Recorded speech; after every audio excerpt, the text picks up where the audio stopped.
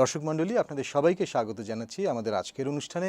এই বিশেষ সাক্ষাৎকার অনুষ্ঠানে আমাদের অতিথির নাম হচ্ছে অ্যাম্বাসেডর ড্যান মজিনা। বাংলাদেশে নিযুক্ত যুক্তরাষ্ট্রের রাষ্ট্রদূত অ্যাম্বাসেডর ড্যান মজিনার সাথে কথা বলছি। Welcome to our show. Thank you very much, Austin. I'm very pleased to be here today. Thank you very much. It's been more than 6 months now. You have been the U.S. ambassador to Bangladesh, and already you have toured more than 20 districts around the country. And this is something I'm not sure if any other ambassador did before. And before you actually took charge, I remember you came to our office and you said that you're going to tour every district in the country. I remember telling you that.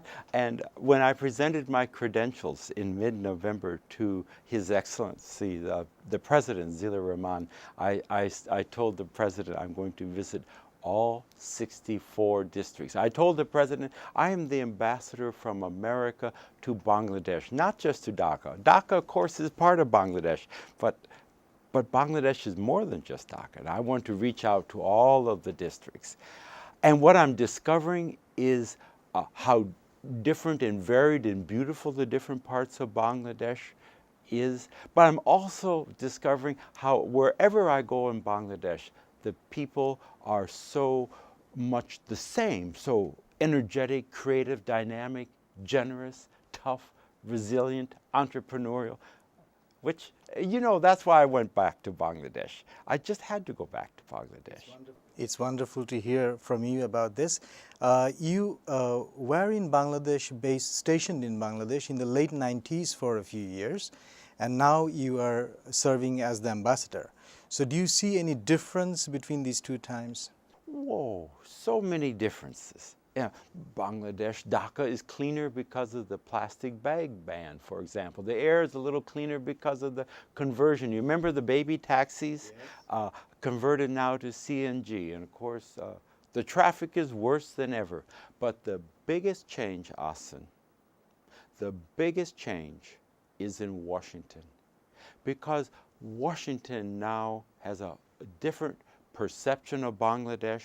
Washington now sees Bangladesh as a country of deep strategic interest. Bangladesh, the world's 7th largest country, home of the 4th largest Muslim population, is a moderate, tolerant, secular, democratic alternative to violent extremism in a very troubled part of the world. Bangladesh matters to America. And that's why, of course, Secretary Clinton visited just a month ago. And how fruitful was that? Oh, it was a great visit. When I first arrived in Bangladesh last November, I shared my dream. And my dream was to have Secretary Clinton visit Bangladesh, was to have Secretary Clinton sign an agreement to develop a partnership between America and Bangladesh. And those two dreams came true. They came true in early May when Secretary Clinton came. She had meetings with the Prime Minister, the Foreign Minister, the Leader of the Opposition, Sir Abid, Professor Yunus, a town hall meeting with youth. It was a wonderful visit. And there are areas where United States and Bangladesh, they are cooperating, like counterterrorism and trade and investment. These are the important areas, and disaster control, food security, that kind of stuff. So do you see any changes with regard to these areas now? Oh, those are tremendous areas of partnership. And Secretary Clinton came to Bangladesh to celebrate that partnership and to institutionalize that partnership. Because Secretary Clinton told the Honorable Prime Minister, Secretary Clinton said, a year from now, I will not be the Secretary of State. Somebody else will be. But this partnership is so important, it must go on regardless of who is sitting in our respective chairs. So Secretary Clinton signed a partnership dialogue agreement that institutionalizes our partnership, that provides for an annual review of the partnership to make sure that this partnership is aligned in a strategic way. So we'll look at the partnership in countering violent extremism, countering terrorism, a tremendous success story, and how to continue and ensure that that goes on. We look at our partnership on the health front, in fighting maternal mortality, under 5 child mortality, in partnering with Bangladesh to further lower the fertility rate so Bangladeshis can have the family size they want. Partnership on ensuring food security, military to military partnership, on ensuring maritime security, land border security, humanitarian assistance and disaster relief. So many areas this partnership is so strong, and that's why the Secretary came to celebrate that partnership and institutionalize that partnership. It all sounds very positive, very good. Every year there is an annual human rights report that is published from here on Bangladesh. And like previous years, this year the record of human rights was criticized in that report as well. So talking about these positive things, also there must be some obstacles that we are facing, right?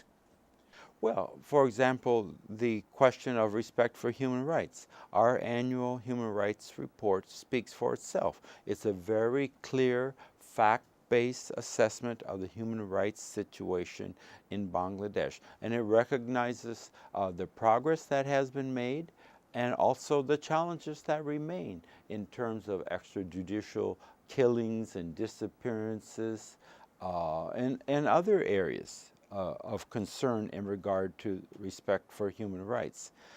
On the positive side, I am so pleased to see the progress that has been made in countering the trafficking in persons. Bangladesh has enacted a new law that expands the definition of trafficking to include men and women who are trafficked for labor purposes. Now, just 6 weeks ago, I helped launch a national plan of action, a 2-year plan to implement that law. This is tremendous progress. And already cases are being brought against those who are abusing migrant labor. I think already more than 20 cases have been entered in. This is tremendous progress, and I applaud Bangladesh for that progress. And America will continue to partner with Bangladesh on that front. You have met the Prime Minister, Sheikh Hasina. She is also the leader of Awami League. And you also met the opposition leader, Begum Khaleda Zia, the chairperson of BNP. First, let's talk about your meetings with Prime Minister Sheikh Hasina. How did they go? Well, I've had many meetings with the Prime Minister and meetings with the opposition leader as well. Let me combine them both, because I think my strongest message and my most my deepest message to both of these leaders and to other major political figures is my hope that their respective parties will engage in constructive dialogue to find a means, a mechanism, ground rules, a plan. Secretary Clinton used all of those words. Some way for all of the parties to agree on holding the next elections so that those elections are free, are fair, are credible, and are participatory. So that's been my message to the leaders of all of the major political parties. And I'm very hopeful, and I see encouraging signs that this engagement among the parties will begin in earnest, and that there will be early agreement on a mechanism for holding these next elections. And I emphasize early, Asen, because I am concerned about the opportunity that would be lost if agreement is delayed. opportunity to build the golden Bangladesh, the middle income Bangladesh, the Bengal tiger, the next Asian tiger. The Bangladesh that is the world's largest exporter of ready-made garments, the world's largest exporter of household textiles, a major player with pharmaceuticals, with IT, information technology, building small freighters, jute, silk, finished leather goods. Oh, the list goes on and on. But I don't think that can happen. That golden Bangladesh, I don't think that can emerge if the country becomes mired in political controversy, mired in political uncertainty, mired with no clear prospect for what the future will be, because then I'm afraid investors might not come to Bangladesh. We watch the ready-made garment sector flow out of China. It's happening right now as I sit here with you in this library. It's happening. I want that to come to Bangladesh. That's why I hope the leaders of the political parties will reach early agreement on a mechanism for these elections, so there is a positive climate that will attract that investment, that will encourage the Bengal tiger to strut upon the global economic stage as the world's 7th largest country, which Bangladesh is, the world's 7th largest country.